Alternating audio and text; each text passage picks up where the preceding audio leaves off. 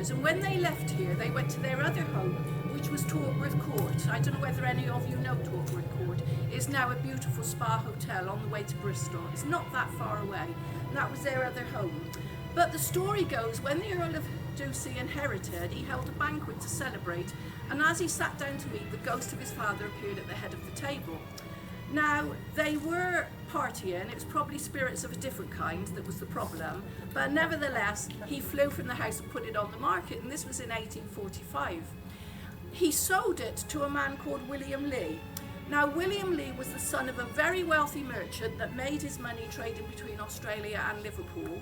But when William was 13, his father died and left him a fortune.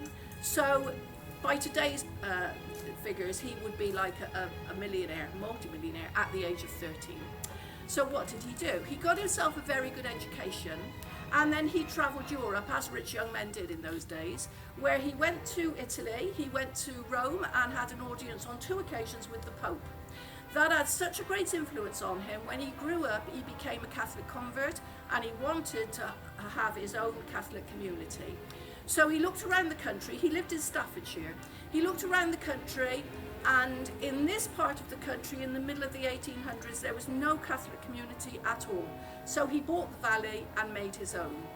3 miles up the valley, he had a church and a monastery built. The monastery is no longer there. They pulled that down in the 1970s, but the church is still there. And then he came up the valley and started the building of this. Now, he was very good to his villagers of Nymphsfield. Up on the hill, there's a village called Nymphsfield.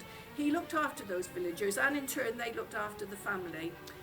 He was very good to them, and he had a gentle influence on them, and they became Catholics.